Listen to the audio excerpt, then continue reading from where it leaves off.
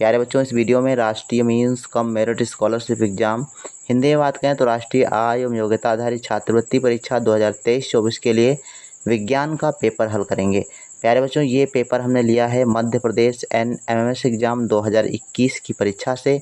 प्यारे बच्चों, आपके प्रीवियस क्वेश्चन पेपर से हूबहू प्रश्न पूछे जाते हैं, यानी कोई भी चेंजिंग नहीं होती है, सेम उसी प्रकार से प्रश्न पूछ लिया जाता है। तो आप सभी लोग वीडियो को लास्ट तक बिना स्किप किए ज़रूर देखिएगा।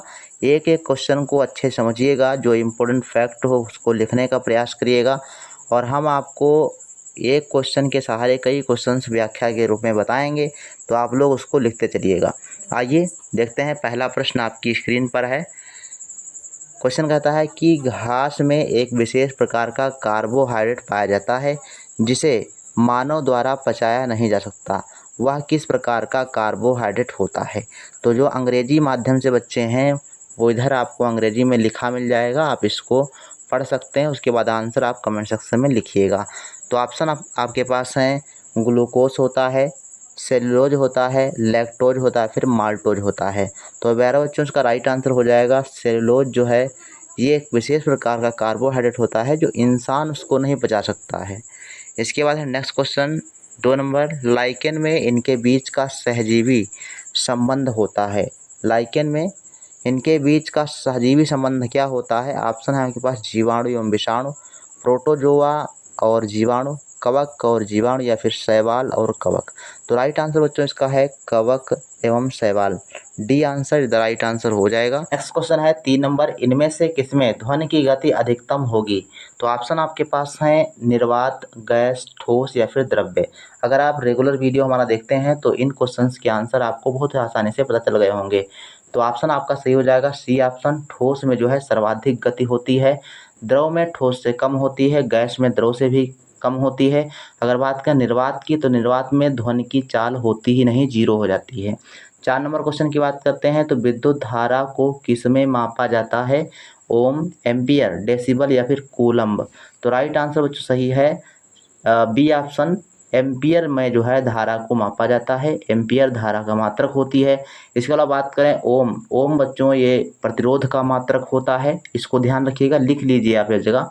डेसिबल जो होती है ये होती है ध्वनि की तीव्रता मापने के लिए। यहाँ पर कूलाम होना चाहिए, तो कूलाम बच्चों आवेश का मात्रक होता है, आप इसको ध्यान रखिएगा। चारों ऑप्शन आपको बता दिए हमने। नेक्स्ट क्वेश्चन की बात करते हैं, साधारण मानों में गुणसूत्रों की संख्या कितनी होती है? तो यहाँ पर बच्चों संख्या दी गई है 44, 46, 45 या फिर 47। तो राइट आंसर 46 जो होते हैं गुणसूत्र होते हैं साधारण मनुष्य में। अगर बात करें जोड़ी की, तो 23 जोड़ी होते हैं, आप इसको ध्यान रखिएगा, कभी कभी जोड़ी में भी दे देता है। नेक्स्ट क्वेश्चन है 6 नंबर, मानव शरीर के किस अंग की हड्डी सबसे लंबी होती है? तो सबसे लंबी हड्डी बताओ किस अंग की होती है, बताना है।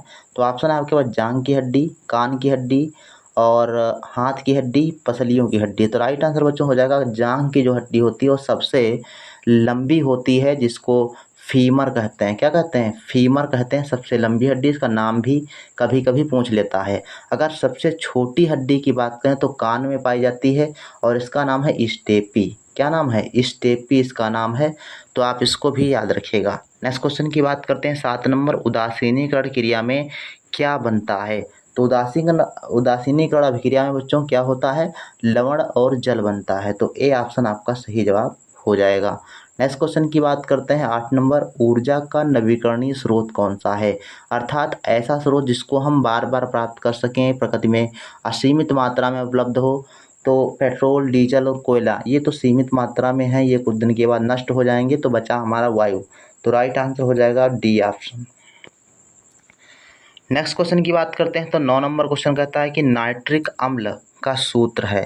तो नाइट्रिक अम्ल का सूत्र क्या होता है? H2SO4, HCl, HNO3 या फिर AgNO3।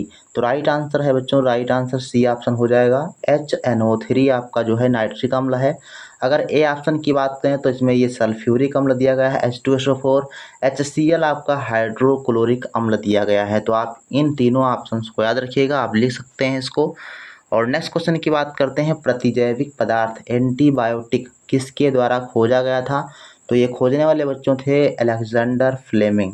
A option is the right answer. Next question की बात करते हैं 11 नंबर प्रश्न कहता है कि सोडियम और पोटेशियम धातु को बहुत अभिक्रियाशील होती हैं, कहाँ रखी जाती हैं?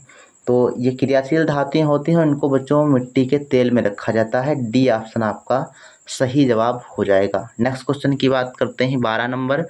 दूध में कौन सा अम्ल पाया जाता है? वेरी वेरी इंपॉर्टेंट क्वेश्चन है, आप इसको रट लीजिए।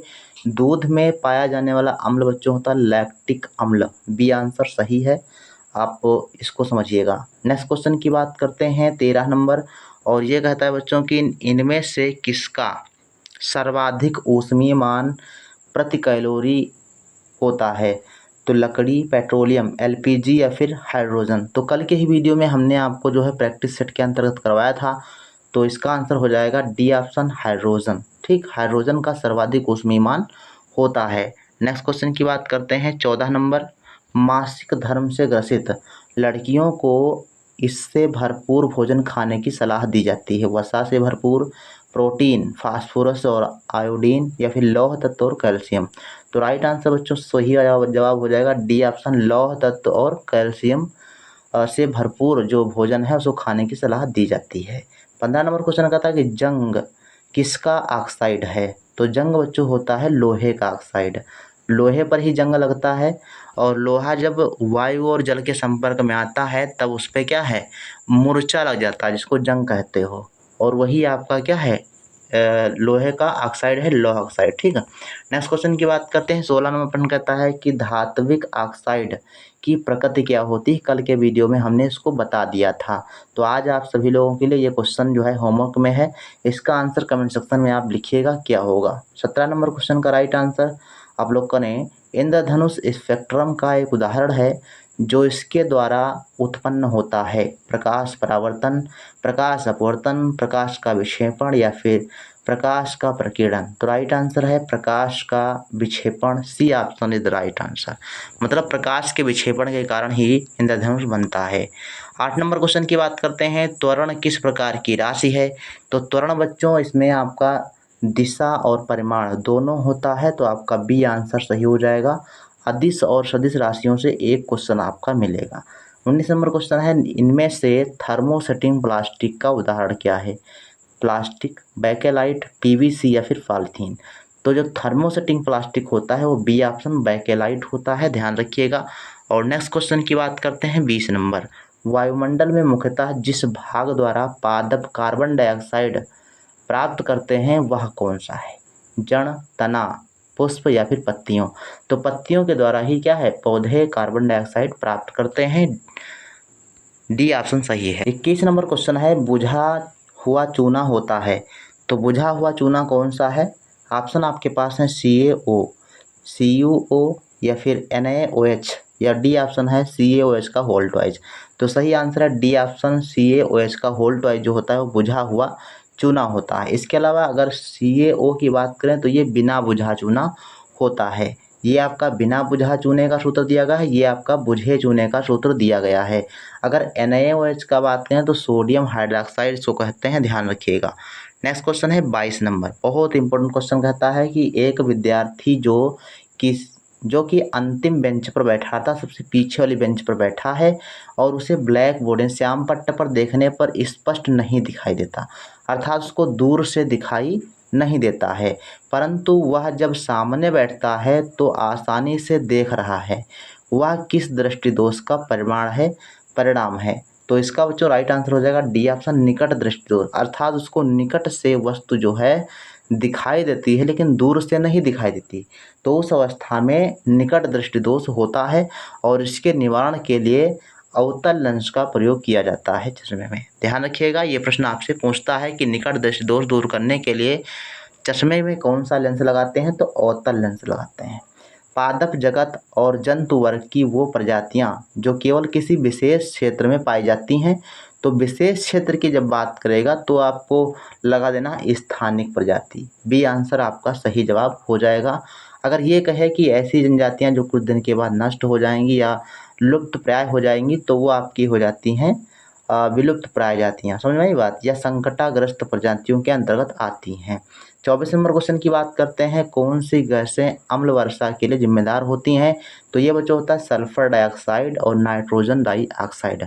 सल्फर डाइऑक्साइड में SO2 और नाइट्रोजन डाइऑक्साइड यानी NO2, ये दोनों गैसें ऐसी होती हैं जो अम्ल वर्षा के लिए जिम्मेदार होती हैं। और इस अम्ल वर्षा के कारण जो ताजमहल है या बड़ी बड़ी इमारतें हैं उनके रंग जो है फीके पड़ रहे हैं, अर्थात उनका क्षरण हो रहा है। 25 नंबर क्वेश्चन है, नियत चाल से गति करने वाली वस्तु का दूरी समय ग्राफ होता है। तो दूरी समय ग्राफ किसमें बनाएंगे, जब नियत गति से कोई वस्तु चलती हो, तो उसमें बच्चों आपका हो जाएगा सरल रेखा में ये जो है ग्राफ बनेगा। नेक्स्ट क्वेश्चन की बात करते हैं। 26 नंबर क्वेश्चन है, भूकंप की तीव्रता किस पर मापी जाती है, अर्थात यहाँ पर पैमाने की बात कर रहा है। तो मीटर पैमाना, थर्मोमीटर पैमाना या फिर रिक्टर पैमाना। तो राइट आंसर रिक्टर पैमाने पर जो है भूकंप की तीव्रता मापी जाती है। इसके अलावा बात करें कि कौन से यंत्र से, तो सिस्मोग्राफ यंत्र से जो है इसकी तीव्रता मापी जाती है। अगर मात्रक की बात पूछेगा तो डेसिबल होता है। तो इन सभी चीज़ों को आप याद रखिएगा। और थर्मामीटर की बात करें तो शरीर के तापमान को मापते हैं, ये भी ध्यान रखिएगा। और 27 नंबर क्वेश्चन कहता है कि विटामिन के का क्या कार्य है। तो विटामिन के बच्चों जो होता है वो रक्त का थक्का बनाने में सहायता करता है। डी आंसर आपका बिल्कुल सही जवाब हो जाएगा। इसके अलावा देखो स्वस्थ मसूड़ों के लिए, तो स्वस्थ मसूड़ों के लिए विटामिन सी का यूज करते हैं, आप इसको भी ध्यान रखिएगा।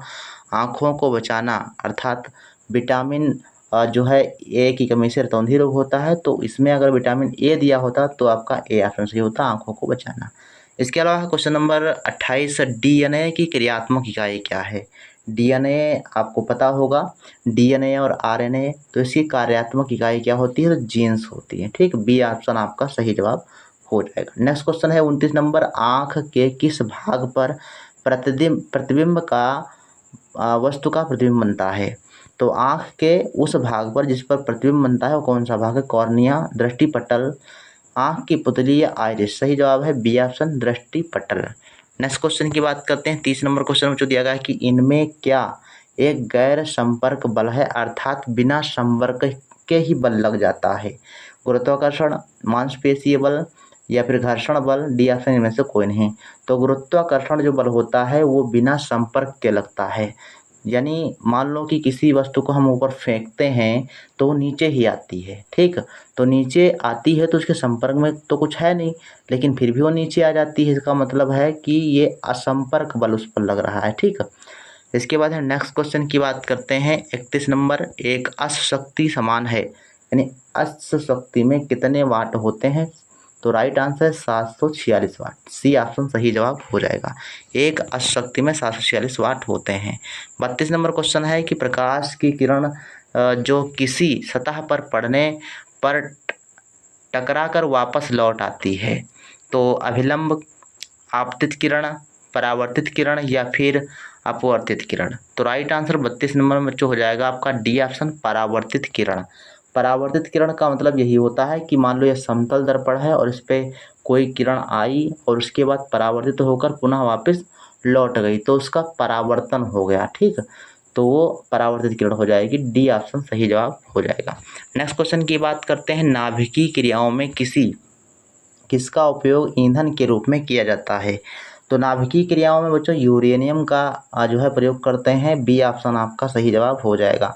34 नंबर प्रश्न कहता है कि धातु के तार में विद्युत धारा का प्रवाह किसके कारण होता है। तो धातु के तार में विद्युत धारा का प्रवाह जो बच्चों होता है वो इलेक्ट्रॉनों के माध्यम से होता है। सी ऑप्शन सही जवाब हो जाता है।